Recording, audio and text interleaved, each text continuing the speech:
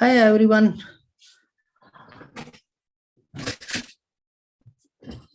Can you hear me, Tariq? Yes, I can. Yes. So formally we start our session. First of all, I would like to apologize for 10 minutes delay due to some technical arrangements.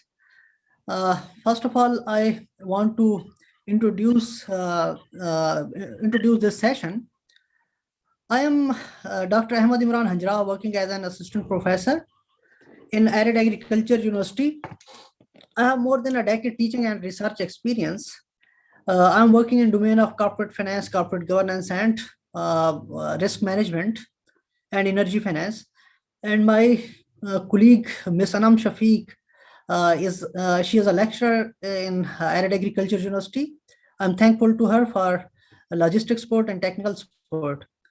So here, this webinar is related to how we can apply in the New Zealand universities. And our resource person is keynote speaker is Tariq Ashraf. And here is brief profile of Tariq Ashraf. Tariq is founder of New Zealand Link Limited. The company has a presence in both Pakistan and New Zealand. It is official representative of several New Zealand educational institutions.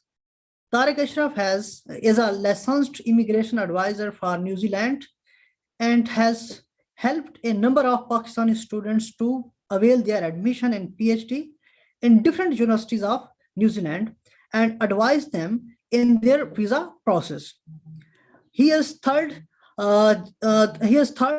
generation New Zealander of Pakistani origin. With firsthand his experience and his networks can give us insightful or valuable insights. Here, this is the brief introduction of Mr. Tariq profile.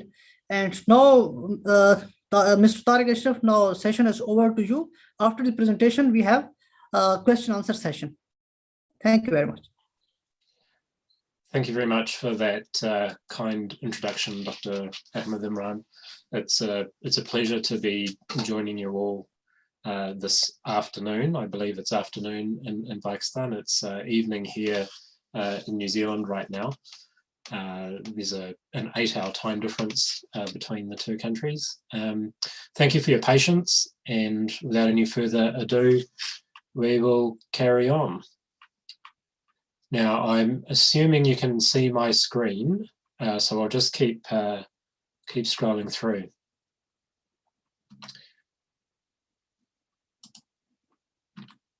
So just to give you an overview, first of all, of what we're going to be covering during this session, I'll continue that introduction that has just been provided to give you a bit more information about the company and its services. Go through in a hopefully logical order to introduce New Zealand to you, for those of you who don't have that background information. Talking about the advantages or benefits of studying in New Zealand, and particularly of a New Zealand PhD, and then going through describing those universities, etc., in a bit more detail, the fees and costs associated with studying in New Zealand, and then looking at the two requirements in a bit more detail, the requirements for the visa process. And we're covering that first because we have to be able to take into account what the visa process requires and the prospects of success of a visa, even before we look at the admission process. And finally, finishing with the border situation that we're aware of, that the border is closed in New Zealand currently. And I want to finish off with scholarships and funding. I know that's something that is of interest perhaps to a number of you. And because you've already got interest in that area, we're going to save that till the very end. And you'll get an understanding why when we talk about that. And then finally, just the contact details for your information. So The company, I started the company in 2014 as the culmination of a desire to bring New Zealand and Pakistan closer together. As Dr. Ahmed mentioned, I'm a third generation New Zealander, which means my maternal grandfather immigrated to New Zealand in 1920, and my grandmother was the first Pakistani New Zealander.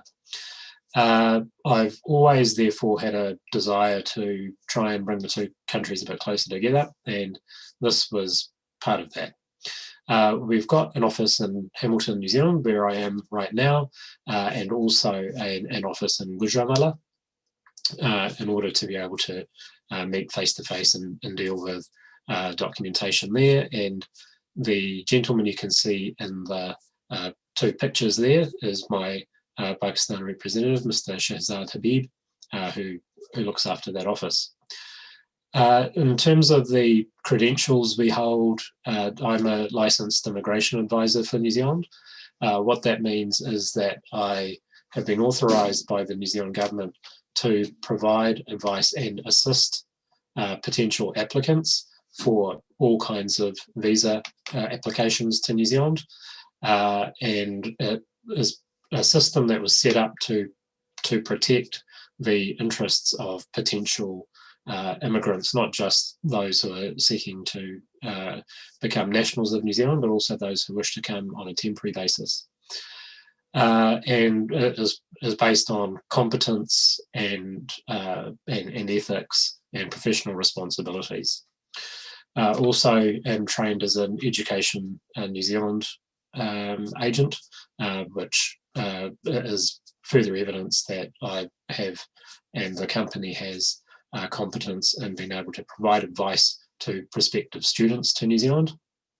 As Dr. Ahmed mentioned, we do represent several educational institutions, both in the university sector, which we'll be talking about today, but also in the technical institutes sector.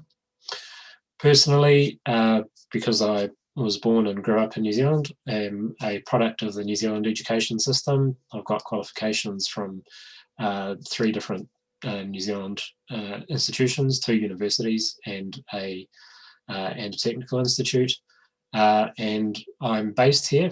And what that means is, for prospective students, my services don't end once the admission has been secured or once the visa has been granted. When it comes to arrival and adjustment in New Zealand, I'm on hand to help students do that. So starting off then, just talking about New Zealand to start with, you may be aware and have some background information already. Is located in the South Pacific Ocean. Our closest neighbour is Australia to the west. So we're a country with a temperate climate. Because it's in the southern hemisphere, it's the opposite seasons to Pakistan. We're currently in the autumn season now, and we'll be moving into winter over the next few months. And as you can see in the image there, in parts of New Zealand, certainly at higher altitude, we do get snowfall, etc., and it can be quite cold, but not as cold as northern hemisphere countries, European countries, for example. Snowfall is rare and only at high altitude. New Zealand is a small, advanced economy. We have a population of approximately 4.8 million people. The original inhabitants or indigenous people of New Zealand are Maori, who have lived in New Zealand, which they call Aotearoa, for hundreds of years.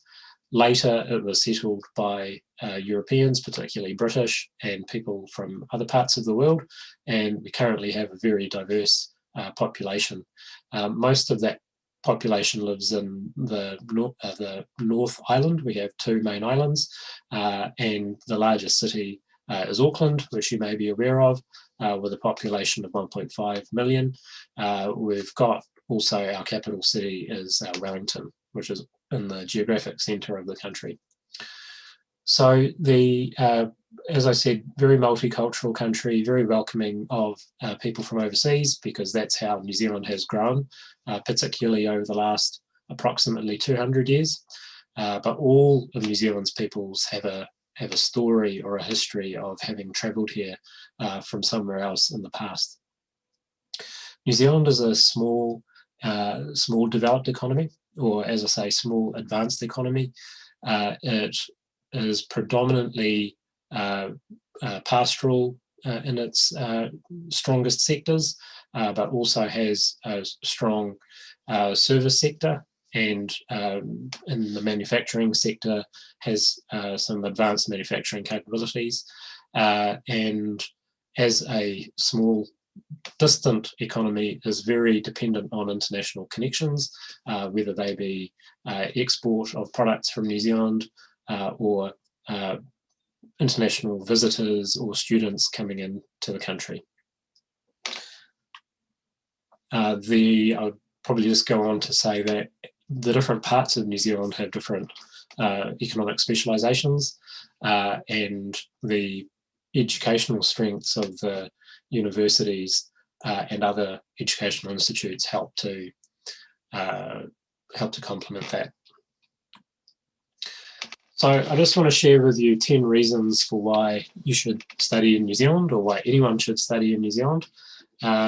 So it's a world-class education, and what I mean by that is that all 8 of New Zealand's universities, and there are 8 universities, are in the top 3% globally, and that's based on their research, resourcing, graduate employability, so the ability of graduates to find employment after they've finished studying, and on the basis of internationalization.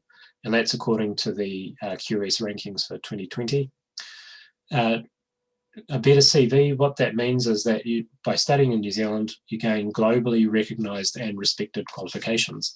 So the qualifications, whether it's a PhD or any of the subsidiary degrees, are recognized around the world and are valued by employers. New Zealand is the world's second most peaceful country, according to the 2020 Global Peace Index. So you would have the opportunity to study in a peaceful, politically stable country with some of the world's lowest rates of corruption. We rank very highly in Transparency International's Corruption Perceptions Index. You're able to improve your work-life balance by experiencing the stunning nature, physical environment of New Zealand. You've seen some of those pictures already. The way of learning, the education system here is quite unique in that we are taught very much and teach our students to ask questions and think critically.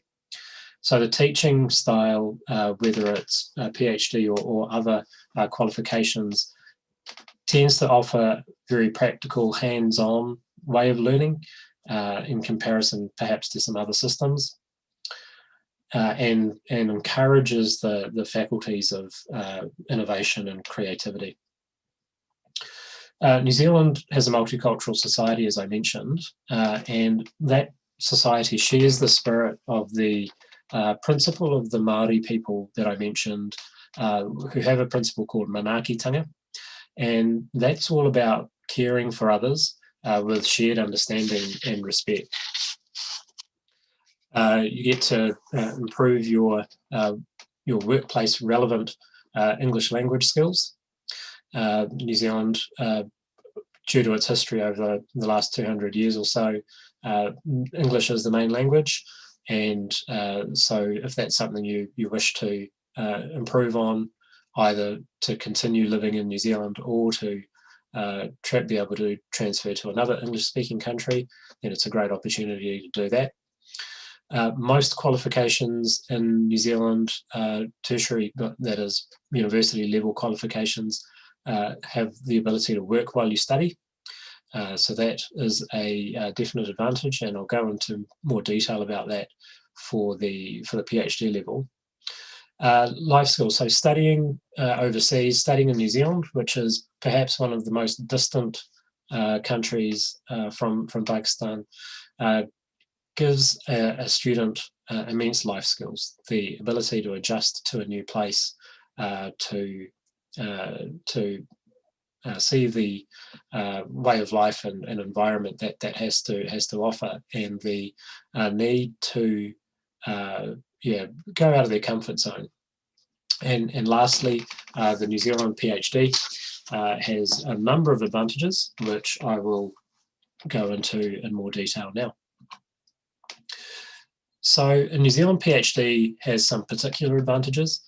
While education can be an export industry in many countries, including in New Zealand, the PhD is unique here in that the international students only have to pay the same tuition fees as domestic New Zealand students who already receive a big subsidy. So that's a big advantage cost-wise. Secondly, there are a number of scholarships available from different organisations, which we will talk about in a bit more detail towards the end of this discussion. Thirdly, the work rights for PhD students are full-time, which means that as someone who's working on their PhD in New Zealand, they're able to work full-time concurrently. That's not a right that's available to students at other levels. They're only able to study for 20 hours during semester, but are able to work full-time during holidays. That extends all year round while a PhD scholar is studying. The fourth advantage there is the ability of your spouse of a PhD candidate to be able to get a visa for New Zealand as well, whether that's a visit visa or a work visa for the duration of the visa held by the PhD student. That's again a benefit not available to most other levels of study. Dependent children are also able to get a student visa. The particular advantage here is that the children only need they're basically treated as domestic students, New Zealand students, which means they don't have to pay international student fees. That does mean, though, that because they hold a student visa, when applying for their visa, you do still need to meet the requirements for funds for maintenance for living costs. And lastly, the post-study work visa that is available to PhD students is 3 years, which is the longest duration. The others are only for 1 or 2 years. So that's a big advantage as well. We'll go into a bit more detail on all of these as we go, and I would just point out that Immigration New Zealand is taking the opportunity during the COVID lockdown to review a number of the settings of the New Zealand visa system. It's unlikely that the settings related to PhD students will change, but there are some specifics for all student visas that are likely to change, and I'll go into more detail about that as we go. Just to describe the university sector now, in New Zealand, there are 8 universities in the different cities and in 6 cities, and they're all public sector universities, which means they're all owned by the government. They're all subject to very high standards and standards of teaching and learning and of qualification assessment, etc., by the government, both at a general level, but also for particular qualifications, whether they be medical or legal or accounting, for example. I'll just talk briefly about each of the universities. Our time is such this evening that I'm not going to be able to go into detail on a number of topics, and this is one of them. We could probably talk at least for an hour on each of the different universities. So just at a pretty high level to go through there, the University of Auckland is New Zealand's top-ranked university. So we've already got all of our universities being ranked in the the top 3% in the world, or the top 500, according to the QS rankings. They're also very highly ranked by subject. So Auckland University, as I say, is the highest ranked at 81, and also ranks very highly in the Times Higher Education rankings also. And that's based in Auckland, which is New Zealand's largest city. Also in Auckland is AUT University, or Auckland University of Technology. That's a newer university, only became a university in the last 30 years approximately, and also ranks highly and has 5 subjects ranked in the top 250 in the world. Also ranks as amongst the top 150 universities in the world under 50 years old. The third university is in the city of Hamilton, and that's the University of Waikato. That's one of the universities I happen to represent or work with. Waikato is ranked at 375 in the world currently, and has globally ranked subject areas in accounting and finance, computer science, education, for example. If we travel down the country to Palmerston North, that's where Massey University is based, which is in the 25th in the world for veterinary science. All of 7 of New Zealand's 8 universities are general universities, or multidisciplinary universities.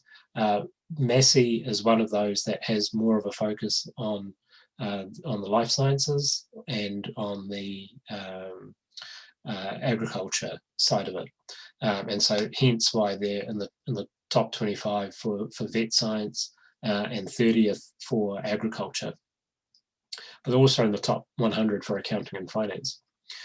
If we travel down slightly to the capital city of New Zealand, to Wellington, that's where Victoria University is, and the Victoria University of Wellington is actually ranked amongst the top 1% in the world, and it's ranked in the top 100 for 12 different subjects, which across science, English language, and literature, geography, and law.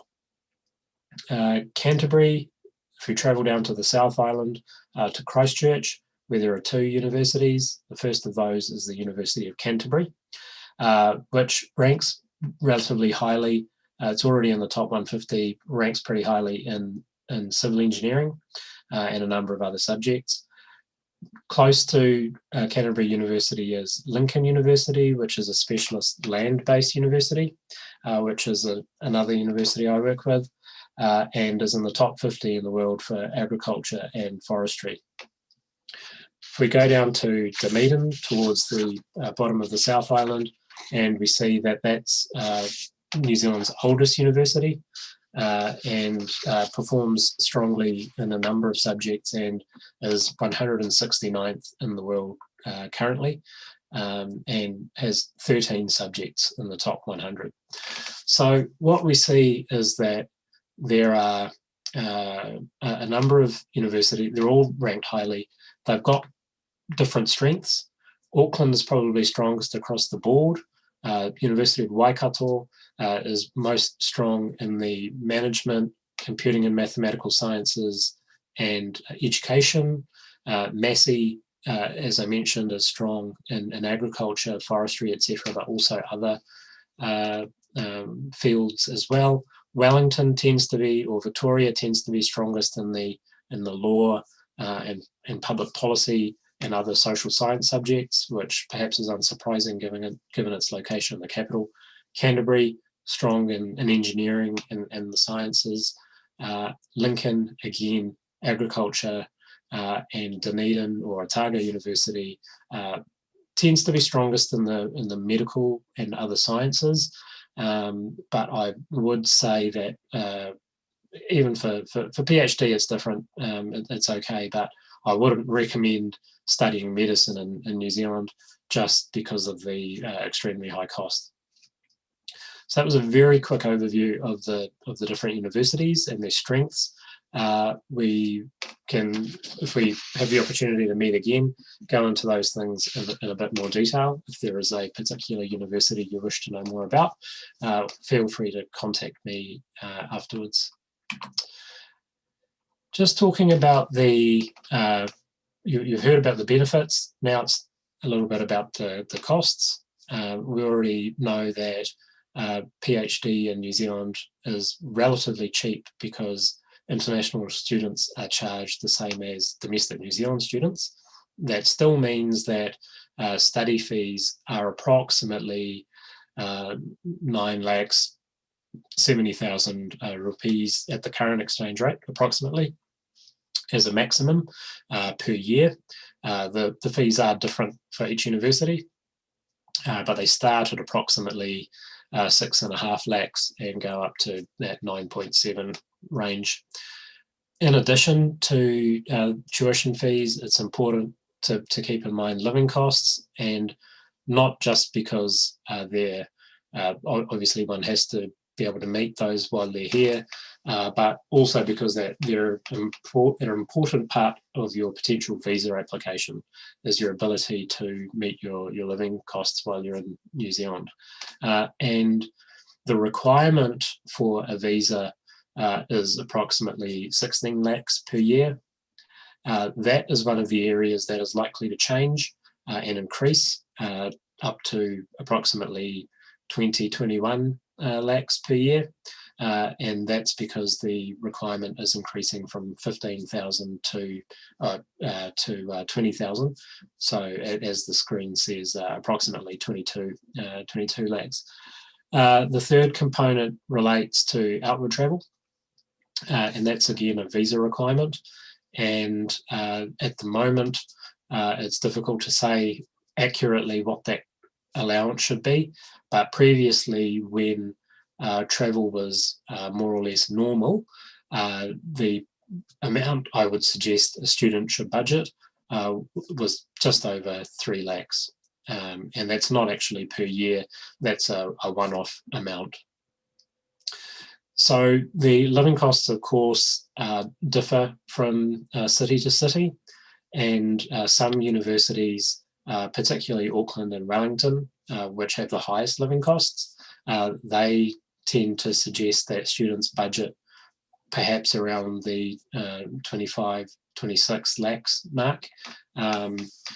That's not a requirement for the visa, however, and because students have work rights and opportunities to work, that is perhaps less significant.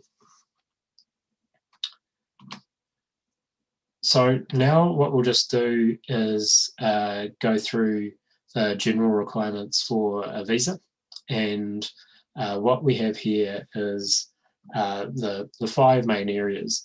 Now, this isn't, because I'm not providing you with advice on a particular visa application, I'm not going to be going into detail about different scenarios, but these are the 5 main things that need to be demonstrated in making a visa application.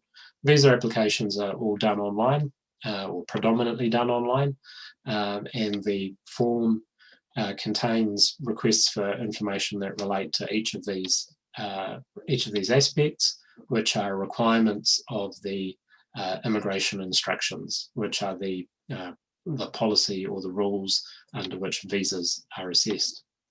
So the first and most important thing, perhaps most important thing, relates to genuine student. What is it that the student wishes to do, and how does that reflect the background that they've already got in terms of their study history? Secondly, their lawful purpose. So what is it that they actually intend to do while they're here? Thirdly, their bona fides or bona fides, which is Latin for good faith, which has to do with their, because a student visa is a temporary visa, it has to do with their intentions around studying during the course of their visa and their intentions to either return home or go somewhere else once their study is completed.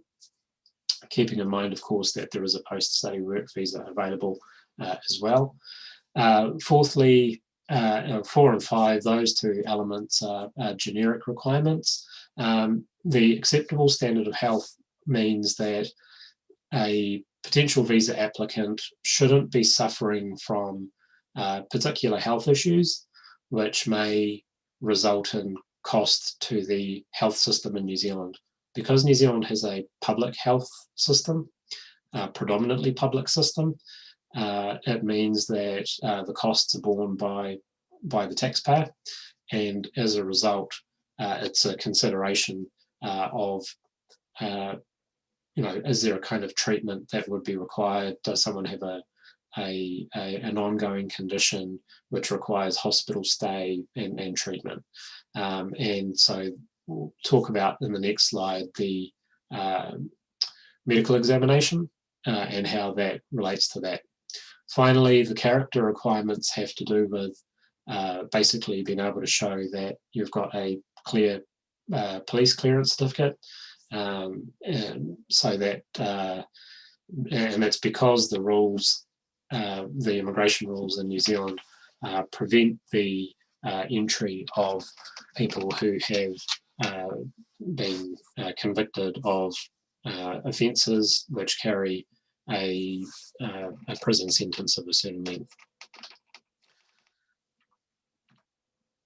So this now gets into the documents that are required for a visa application, and it is based on, again, the generic requirements. These aren't the specifics, but these are what are required at a minimum level.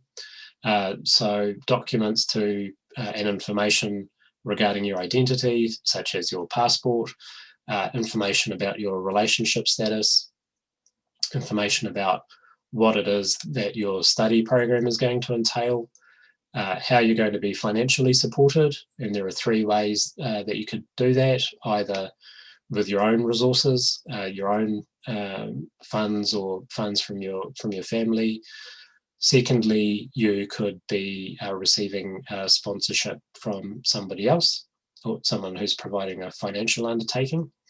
And the third method of showing that financial support is the availability of a scholarship, which is supported by somebody else. Next is the health details, which, as I mentioned, asks for information about the different conditions that one may or may not have. Your character details have to do with those offences and those issues that Immigration New Zealand is concerned about when granting a visa, and also extends to visa applications made to other countries and what the result of those was. Education and work history are important, particularly important for a student visa application, but are also required for other types of visa applications also, and go to the question of bona fides. The next necessary general requirement is to have an offer of place from an institution, in this case a university, and I'll go through with you the information and the process to secure an offer of place. Next is the passport. Obviously, it's the travel and identity document. Funds, as we've already talked about, needing to show that there are funds available for those 3 different categories. In terms of the fees, typically if a student is overseas and applying for the first time, they don't pay their tuition fees until they're asked to do so by Immigration New Zealand, but you certainly need to be able to demonstrate that you hold sufficient funds to be able to pay those fees. The chest x-ray or medical certificate is in relation to the acceptable standard of health, and depending on the length of time one applies for a visa, PhD program is typically 3 years, and anyone who intends to be in New Zealand for 2 years or longer needs to provide a full medical certificate. There are panel doctors in Pakistan in different cities who are able to provide that examination and provide the results directly through to Immigration New Zealand. Police certificate, as mentioned, and supporting information. So the supporting information, which I won't describe in detail, has to do with any of the answers that have been provided in the online application, and also the elements that I described previously, those 5 elements, and what information needs to be provided as evidence of those things.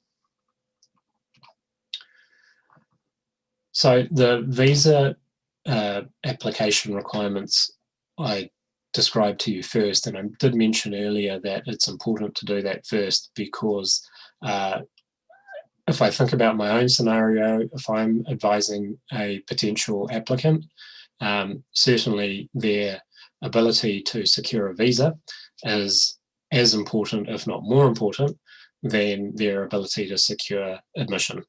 And that's because both the institutions, that is the universities, and Immigration New Zealand don't want to see applications put in.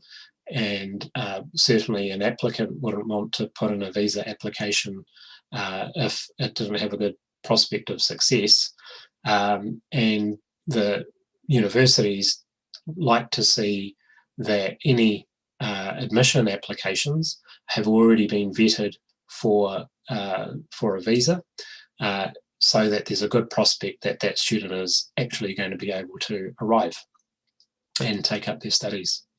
So the things that we're looking at here are generic requirements here, and then I'll talk about the sort of documents required on the next page.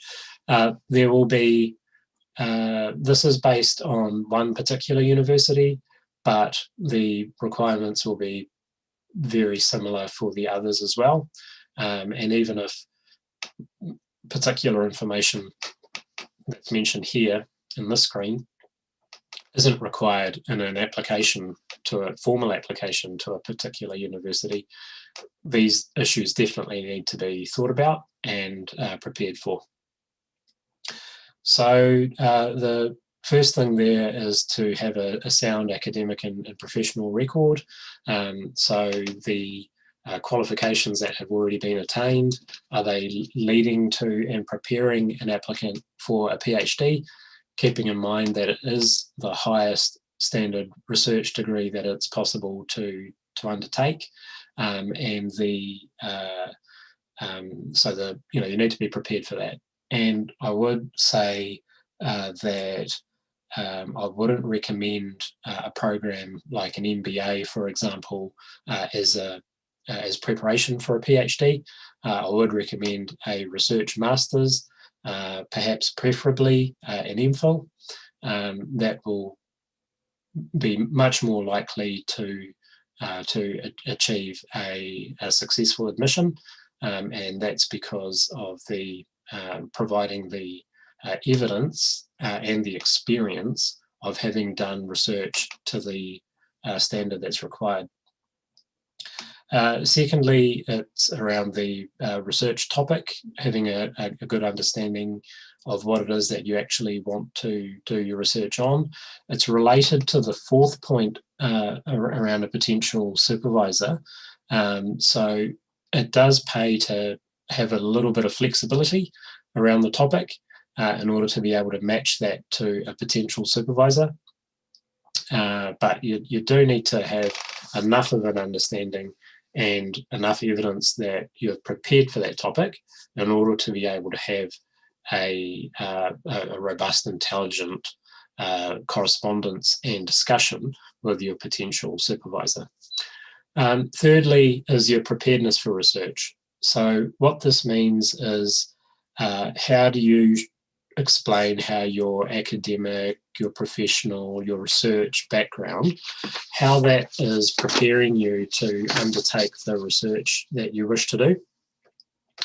And how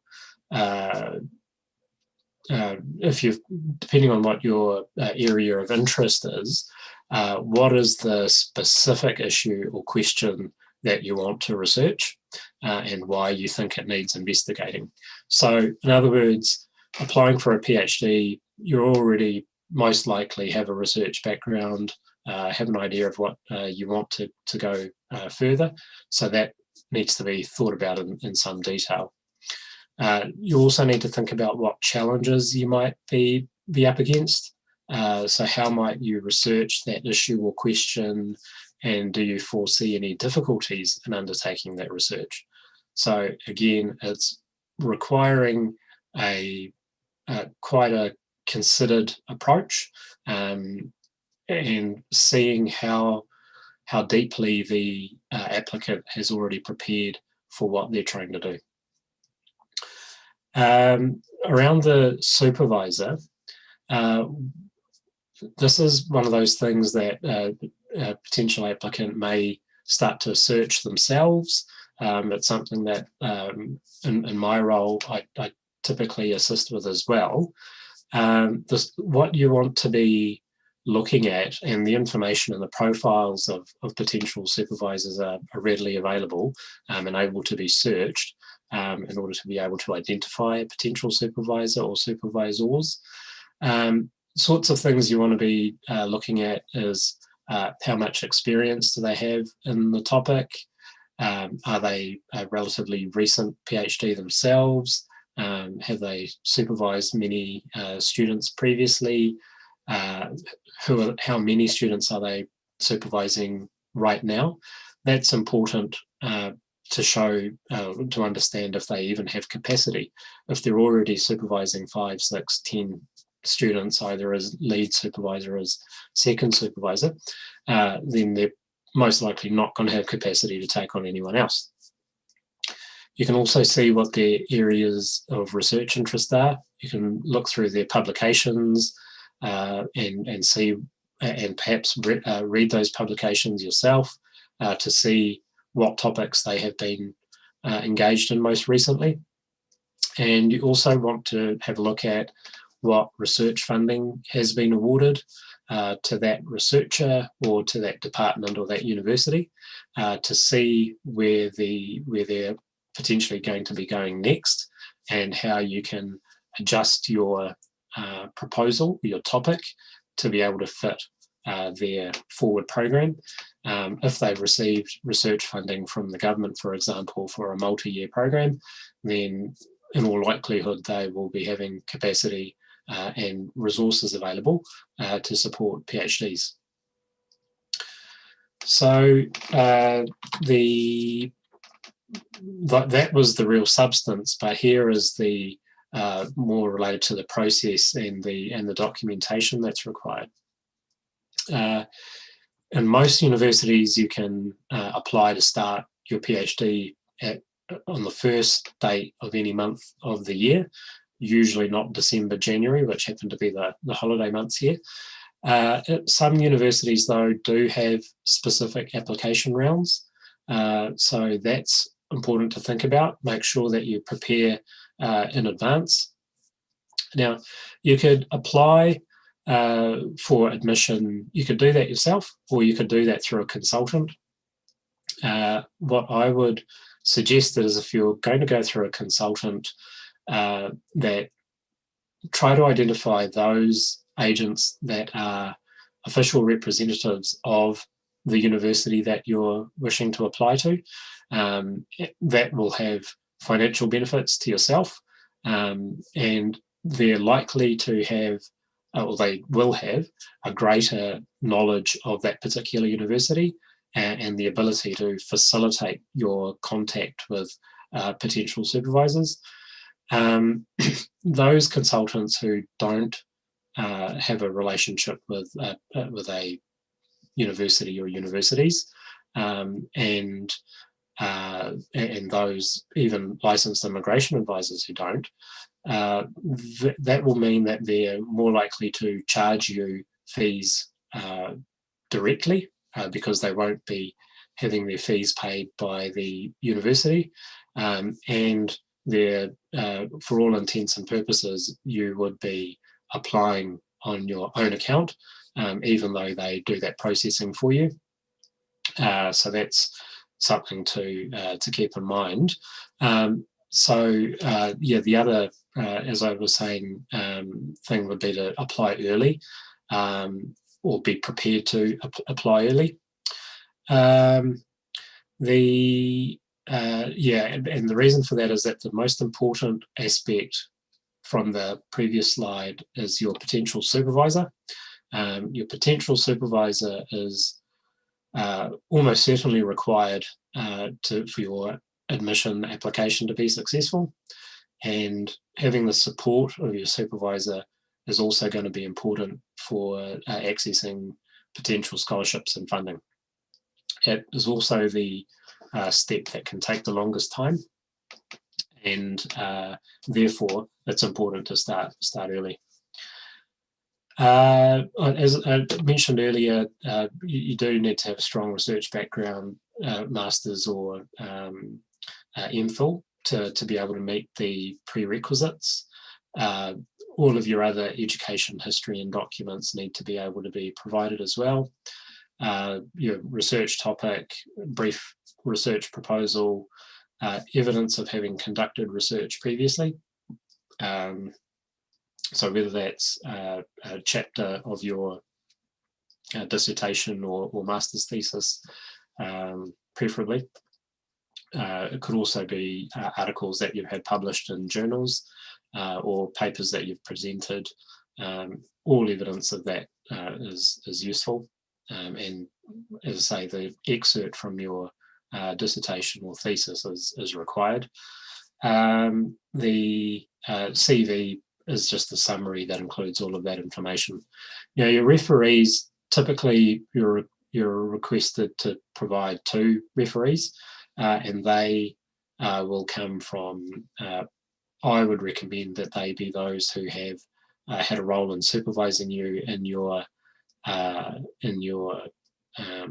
master's degree, because they've got a good understanding of your capabilities, and being academics themselves, their reference will count for more, and particularly useful if your master's has been completed recently.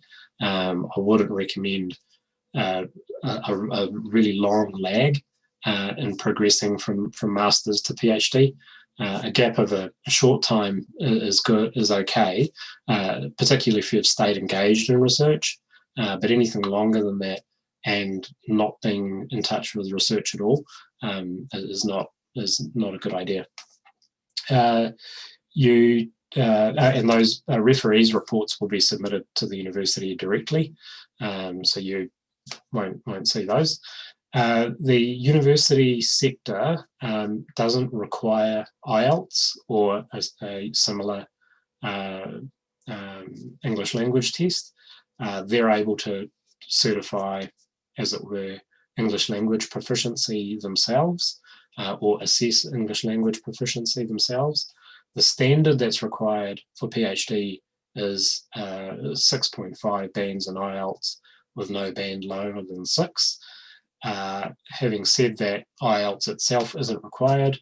If you're able to provide evidence from your own university, something like an English language proficiency certificate, and if the potential supervisor is able to see that your communication in English is good, both your written communication when you're having email correspondence, they're likely to ask you for a Skype call or a Zoom call to have a discussion prior to them agreeing to be your potential supervisor.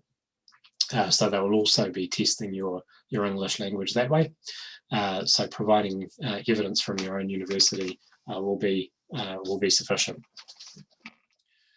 So those are the documents, etc. And as I say, the most important thing is having that early communication and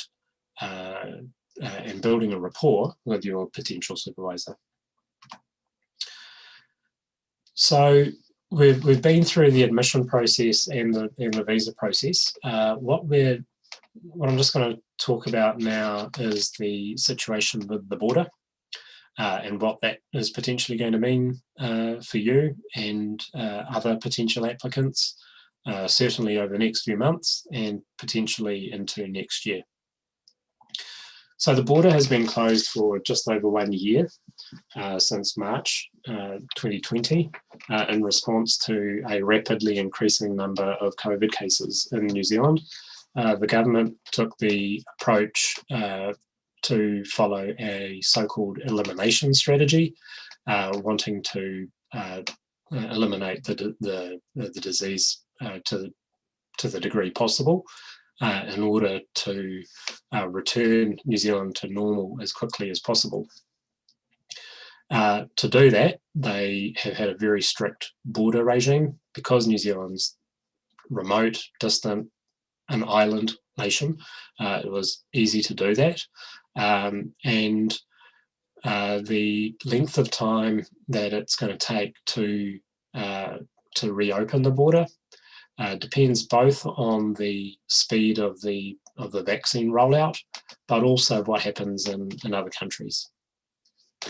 It's likely that the border is going to be closed, substantially closed for most of this year, and that it may reopen for students to start coming in, say, March 2022. Which means that effectively the border will have been closed for 2 years. The vaccine rollout program, vaccine has arrived, the rollout has started, the critical health workers and border workers have been vaccinated. The next category is the most vulnerable in the population, whether that's those who are over 70 or those who have underlying health conditions.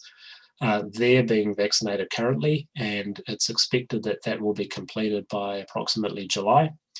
Then it will be the turn of the general population, and so that could well take the rest of the year. We also have to think about what's happening in other countries where potential students, potential visitors are coming from, and the degree to which COVID is managed. And the reason for that is New Zealand has a managed isolation and quarantine system in place, and that's for those New Zealanders who are returning. So while most non-New Zealanders aren't able to enter New Zealand, the border is closed, New Zealand citizens can return and are doing so. And so the managed isolation and quarantine facilities have to be available and are predominantly being used by that category at the moment. And so if there is still a risk of COVID cases overseas, then because of the need to manage that limited managed isolation capacity, that will be an important consideration as well. So it might be that they ask for some sort of COVID certificate before departure, or vaccination certificate before departure, etc. Now, on the bright side, the government has already allowed 250 Masters and PhD students to apply to return to New Zealand. That was a two-stage process, where first they were invited to apply, and secondly, they did so. The universities had a role in identifying those students, and it was basically those who had already started and for some reason had left the country, but they need to come back in order to be able to complete their Masters or PhD. In some cases, it's those who hadn't yet started, but their supervisor, for example, considered that it is important or necessary for them to be here. So I have helped a student in that situation, and those visas, certainly the ones I've been involved with, have been approved, and it's a matter of then that student arriving subject to the availability of travel seats in airlines, and also the availability of places in managed isolation. So that has been one cohort that's been able to return to New Zealand. There is a second cohort that is able to apply to return from April onwards, but those are at the undergraduate level. And it's basically those students who had started a degree previously and are in process, but they had left for vacation, for example, and they would like to return. So that hasn't started yet, but that will be a batch of 1,000 students. And what we're seeing in both of those categories is, as I say, because they're students that have already started, it has a relationship with the post-study work visa requirement, which is the last bullet point that I will mention.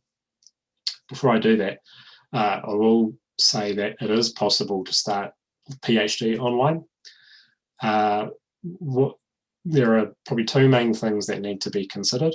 One is whether you have, or three. One is, do you have the physical setup to be able to study your PhD effectively online from your own home? So do you have the right sort of computer, for example? Do you have a good internet connection?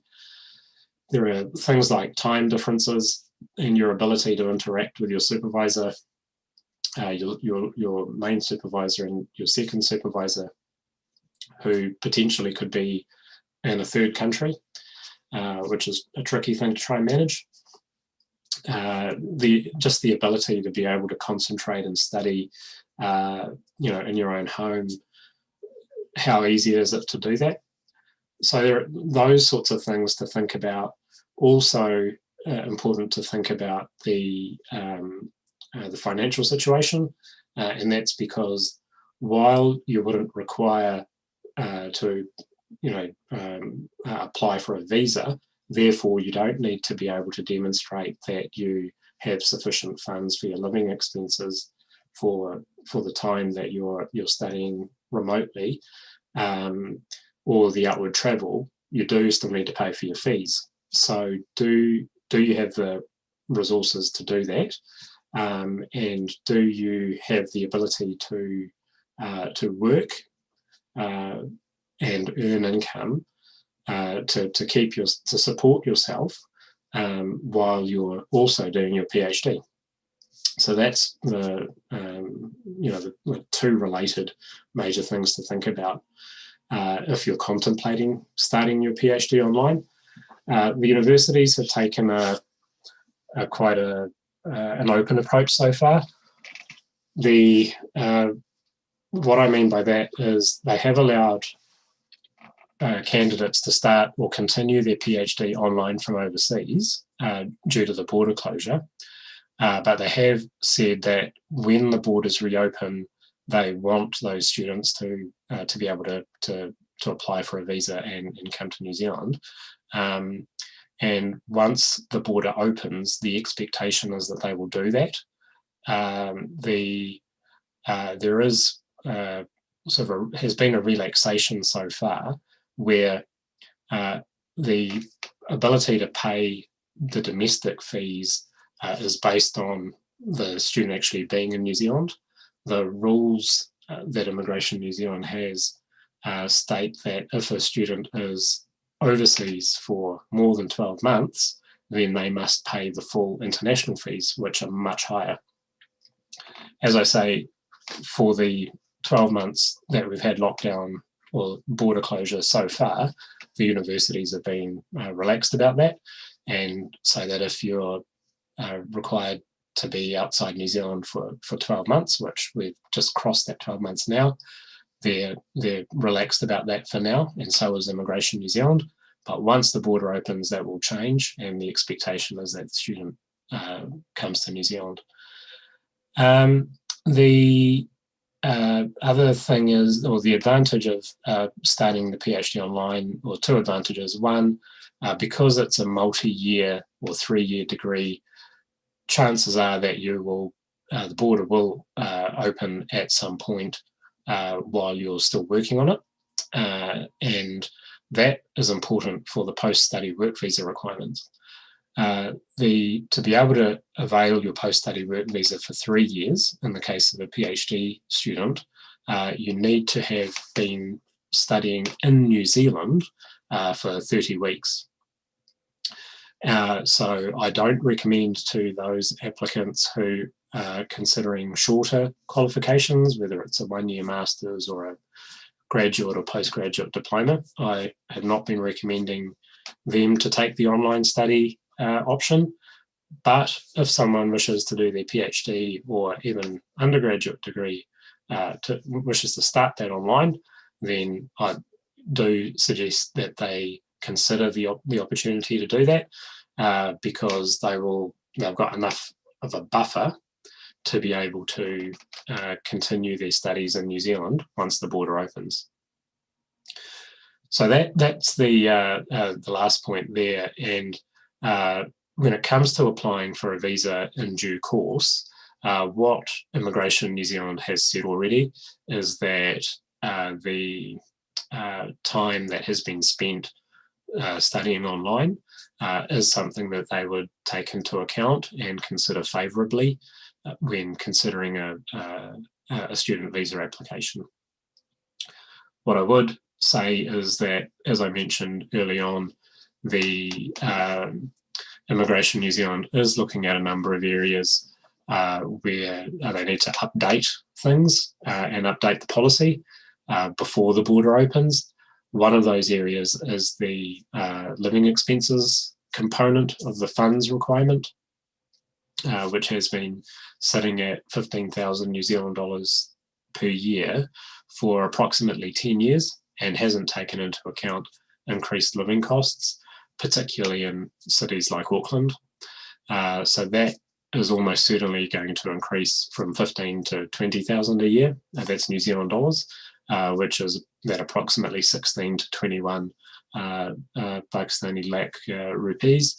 The second batch of students, not the 250, but the 1,000 undergraduate students, they have been asked to demonstrate that they have $20,000 per year available to them. So that change is already underway. So that takes us through, still one more. So the last thing, and what you've probably been waiting for, some of you, is the information about scholarships and funding. So we've talked about the benefits, we've talked about the costs, we've talked about the process for admission and also applying for a visa. You also want to know about what scholarships and funding is available. I've got the whole list there. I'm not going to talk in detail about the first three, other than to say HEC scholarships are available in different categories. HEC, the Higher Education Commission, does have MOUs or deeds of understanding with 3 New Zealand universities, and HEC scholars have been coming to New Zealand to do their PhDs since 2006. And PhD students is the largest cohort of Pakistani students studying in New Zealand. So it is the most popular level anyway, and a substantial proportion of those are HEC scholars. Of course, you have to take into account the different programs and the processes to apply for those, and also the availability of those scholarships, whether those are even open at the moment, and whether they require a student to actually be able to travel to New Zealand in order to be able to avail those scholarships. Some of them are done sort of in batch format, and some of them are individual. As I say, I won't go into detail on those. I'll leave you to explore that yourselves. The Commonwealth scholarships are available to citizens of Pakistan to be able to study in New Zealand. So that's something, again, to explore within Pakistan. The multilateral or government scholarships, so there are international scholarships available from time to time, for which there is funding available, and there were some available for both PhDs and postdoctorate fellowships. to be able to study in New Zealand, and some Pakistanis were recipients of those. Those are things to look out for on an ongoing basis, and it's a very wide field, so I won't talk about that in detail either. In New Zealand, there's the opportunity to apply for scholarships as a new student, that is at the same time as you apply for admission, you can also apply for scholarships. There are also scholarships that can be applied for after you've received admission. There are scholarships that you can apply for once you've started studying at a university. There's also research funding available within each department, but that again is accessed after you've already started studying. So the main thing for you, if you're considering studying in New Zealand, doing your PhD in New Zealand for the first time, is the scholarships that are available, those that are administered by universities in New Zealand, and there's quite a list of those, quite a range of those. And secondly, those doctoral scholarships that are offered by each New Zealand university. Now, virtually every New Zealand university has them.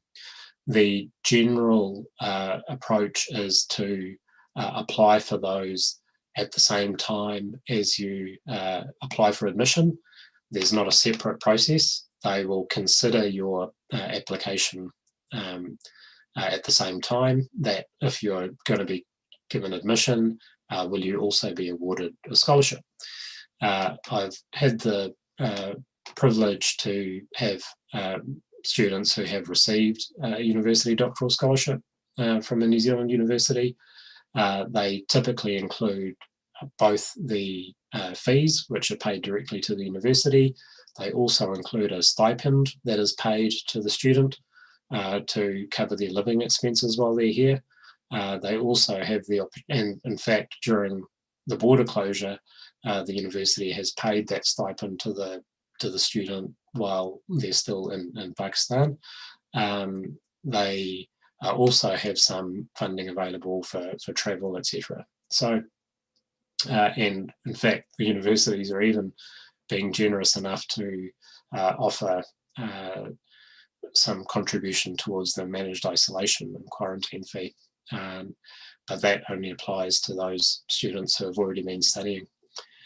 So in order to be able to avail those scholarships, as I say, you don't need to do anything different. But one, obviously, how high quality is your educational background and your profile as a student. They're looking for excellent students. Secondly, it's the support of your supervisor. I've talked about the importance of that, and I've left the scholarship till the end because while the scholarship can be a useful additional incentive for you to wish to come to New Zealand or do your PhD in New Zealand, it shouldn't be the reason that you want to do your PhD in New Zealand. So the supervisor in the university are going to be very keenly watching your commitment before they recommend you for those types of scholarships.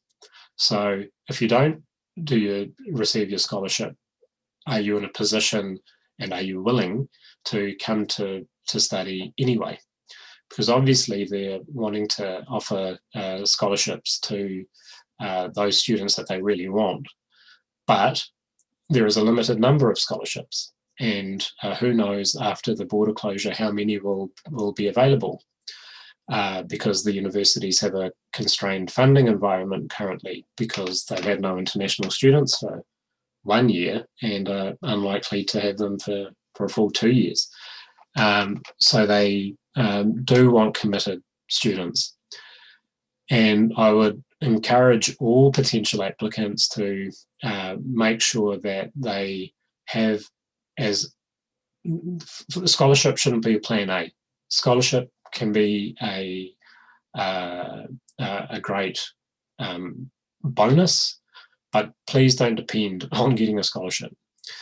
The reason is that there is support available once you've already enrolled, and that's the final 3 bullet points there. The universities and the departments have scholarships available that enrolled students can apply for, and you know, so that you need to be here in order to be able to apply for them. So you have to be able to have sufficient funds, etc., to enable you to convince Immigration New Zealand to grant you a visa, and then you can take advantage of those opportunities once you're here. In addition, if the supervisor, particularly as I mentioned earlier, if they've received research funding from the government, they will have that available and can use that to fund PhDs, particularly those that are already there and enrolled with them. And lastly, there are additional funding opportunities available to undertake part-time jobs within the department. So you don't even need to look outside the university in some cases. And because your supervisor or someone else in the department will offer you the opportunity to be a teaching assistant, a research assistant, or a tutor for undergraduate courses.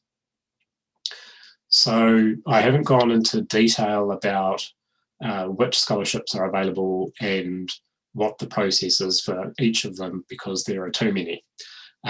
Something I'm happy to again provide you with information based on your topic and based on the university you wish to apply for and what scholarships they may have available. But as I say, it shouldn't be the reason that you're applying to New Zealand. So yeah, that's all of my material. I will just say to enable you to get that further information, here's how you can get in contact with me. Please like, follow, and share the Facebook page to get general updates. You can also contact me via the messenger service through that. I've got a Facebook account for New Zealand Link if you want to connect with me that way rather than my personal Facebook. If you wish to talk with my colleague in Pakistan, Mr. Shahzad Habib, that's his mobile number. You can call him in Gujranwala if you wish. If you've been convinced that you do wish to apply for your PhD and to do your PhD in New Zealand, please email me your CV. And please include in that your full education and work history with dates, and also include in your email your area of research interest, and that's the email address to send it to, and we can set up a time to have a discussion about that. Dr. Ahmed, I think I've reached the end of my notes now, so I'll hand it back over to you to facilitate questions if you wish. Thank you very much, Mr. Tariq, for this very informative session to early career researcher or scholars who are looking for PhD admission in specific to New Zealand universities. If you unshare your screen, that will be much better to look at our audience if anyone has question. Can you unshare your screen?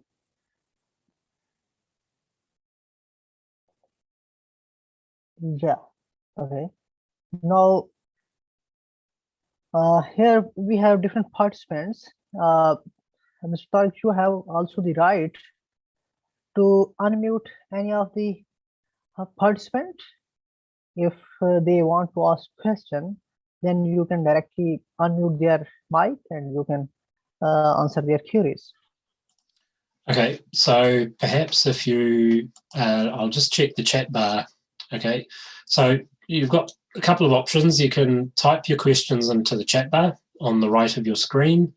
Alternatively, you could use the raise hand function, and we can call on you and unmute your mic, and you can ask your question that way. Yeah, any of the participant has question, they can raise hand, they can ask question if they have any query.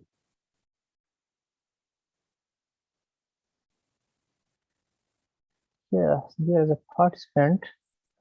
Mr. Tariq, can you see? Muhammad Rashid, here is a participant. Okay. Muhammad Rashid, can you unmute your mic?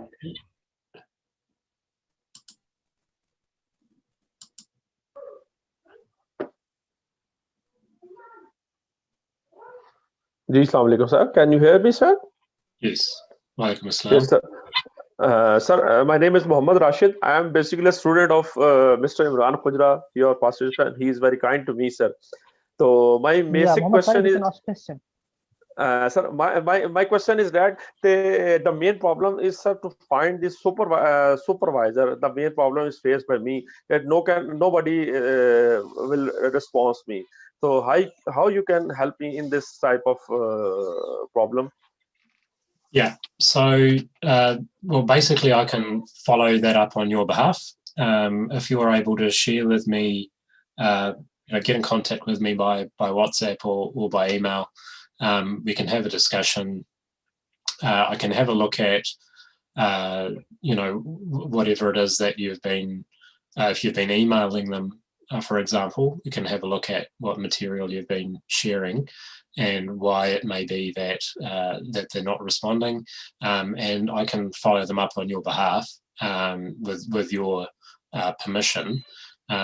Certainly able to make a call or even visit them, particularly if they're in Hamilton, where I am.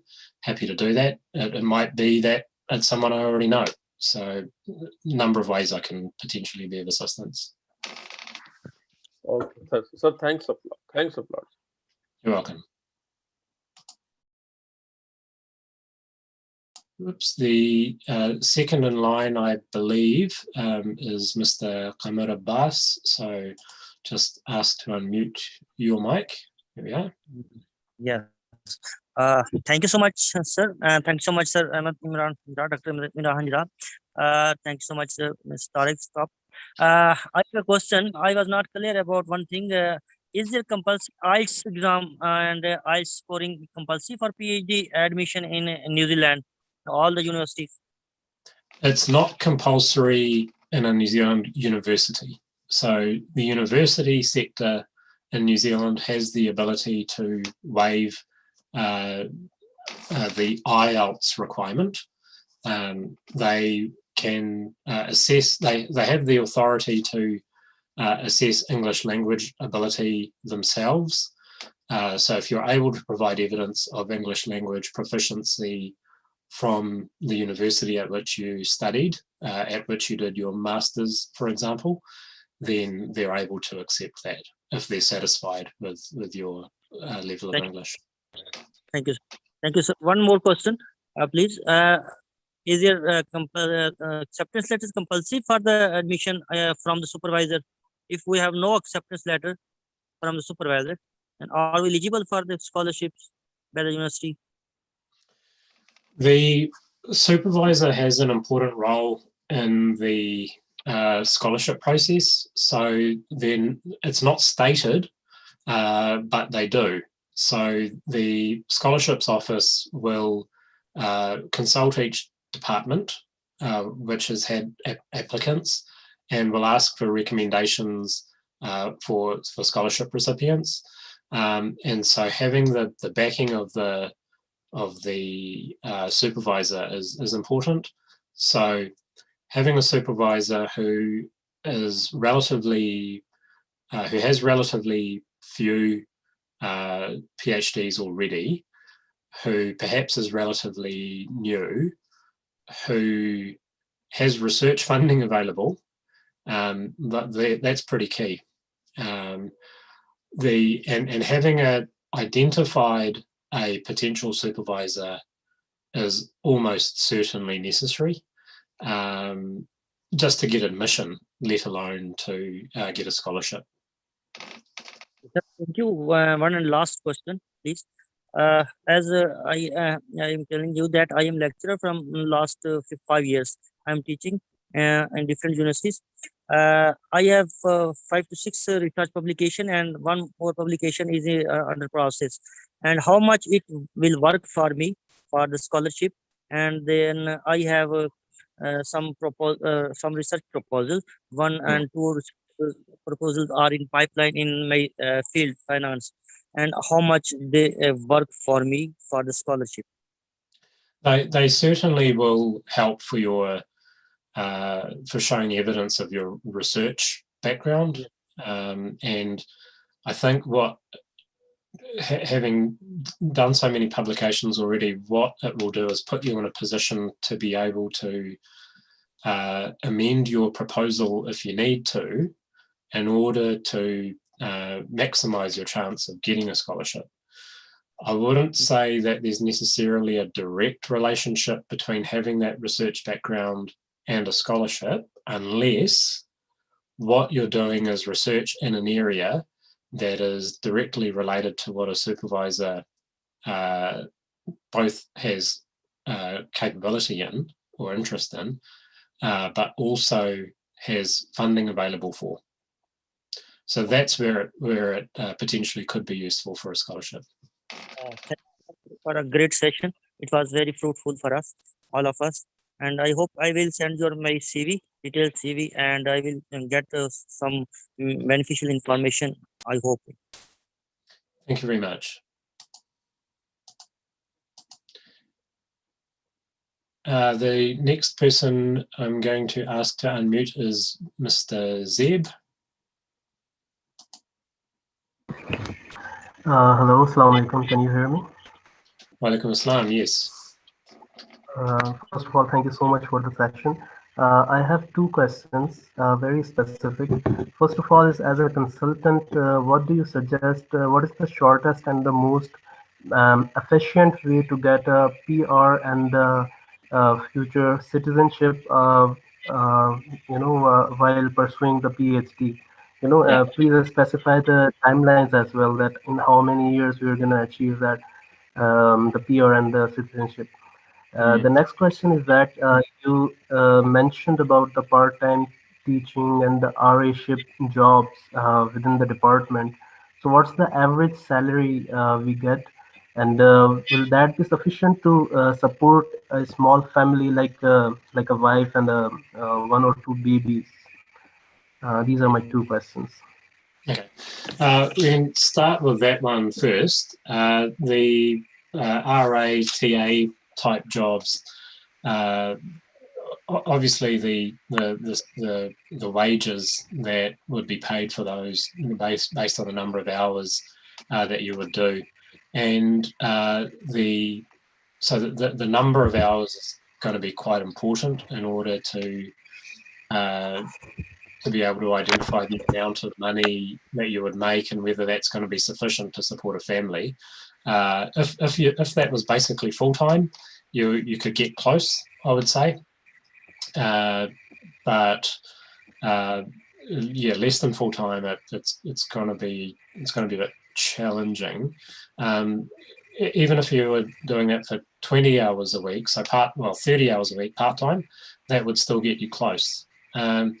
It's difficult to give you a figure off the top of my head in terms of how much you would get as an hourly rate. There's a lot of sort of variables there.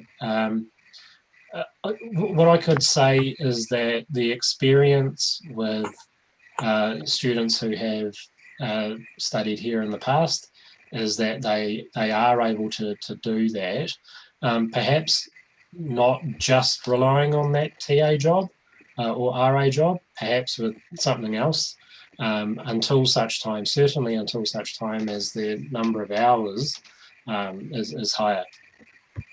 In terms of the question of what's the quickest path to residence, it's it's an academic question at the moment because the residence program is or the skilled migrant category is closed for offshore applicants, and it's related to when the border is going to open, etc.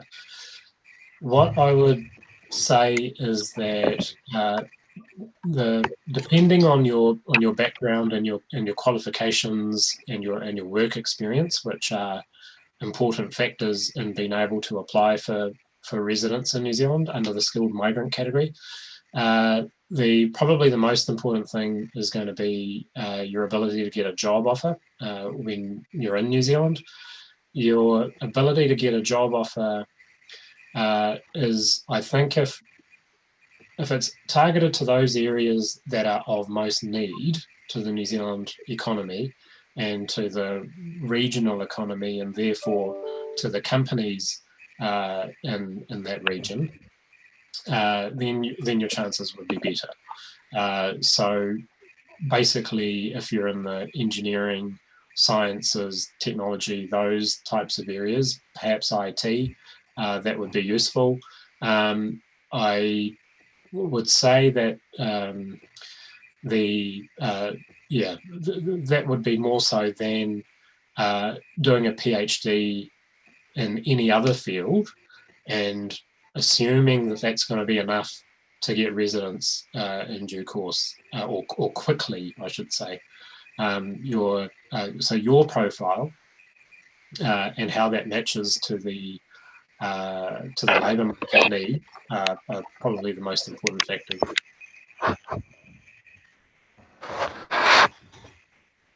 All right, thank you so much. And can you specify the number of years in order to get citizenship more specifically?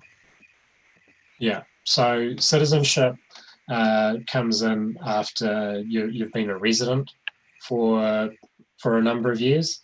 So your pathway to go from residence to citizenship is going to take you, 5 odd years, depending on when it starts. So yeah, I mean that's what you're looking at, I would say, depending on how long it takes you to transition from each visa to the next. All right, thank you so much. You're welcome. Okay, so the next one we'll go to is Ms. Aisha Nassim.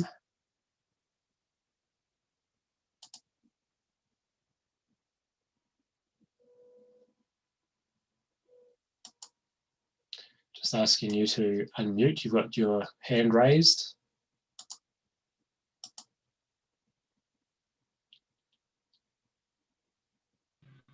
There you go.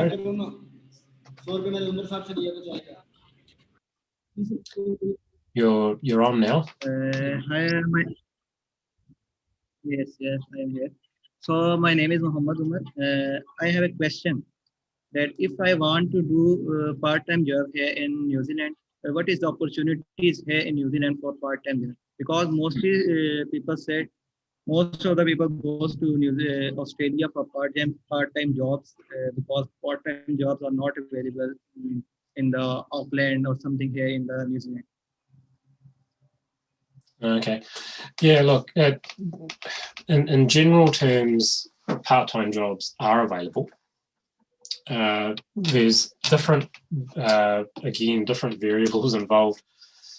They depend on, for example, which city you're in.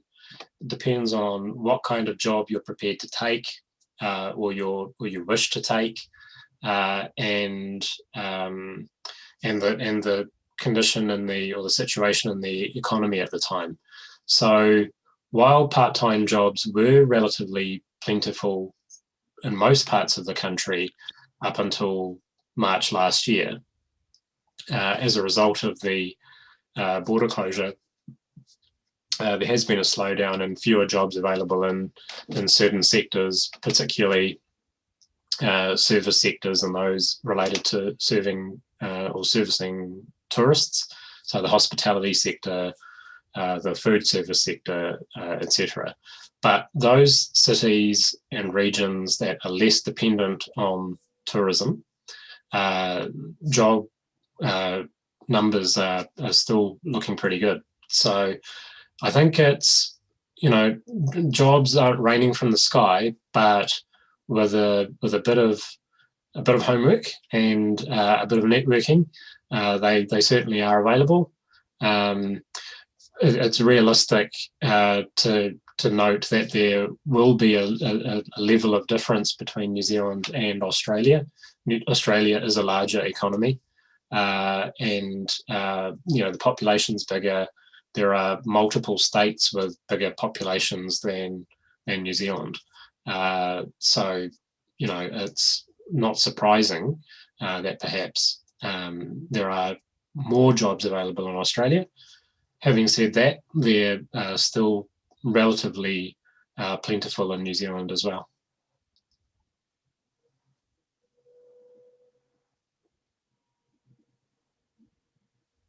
Okay, seem to have lost you there.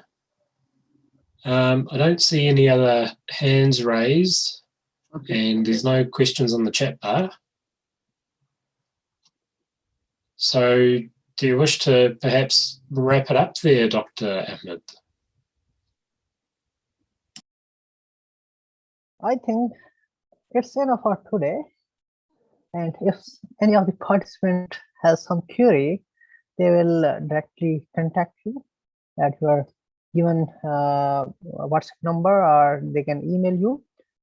And I'm really thankful for your time, especially in midnight in New Zealand. And that was a weekend. I'm sorry we disturbed you at your weekend. And actually, this is about the most demanding session from many of the students who are looking for PhD admission in different countries. And this webinar was specific to New Zealand, but most of the countries, these are the major requirements, which are these are the major required documents which every university normally required at the time of admission. And I hope this webinar, this session will be very useful for if someone is seeking for admission in any of the university. And I'm really thankful to you, Mr. Tariq, as well as my colleague, Ms. Anam Shafiq. She is giving the technical support to my session, to the session. So in the end, I would like to thank that the video of this webinar will be available at my channel, and I have shared the link. Thank you for the opportunity, and I'd like to thank those participants who have stayed with us until the end. I appreciate you taking your time. I see some familiar names, which is lovely to see, and I hope you all have a good weekend as well. Okay, bye bye. Khuda Hafiz. Allah Hafiz.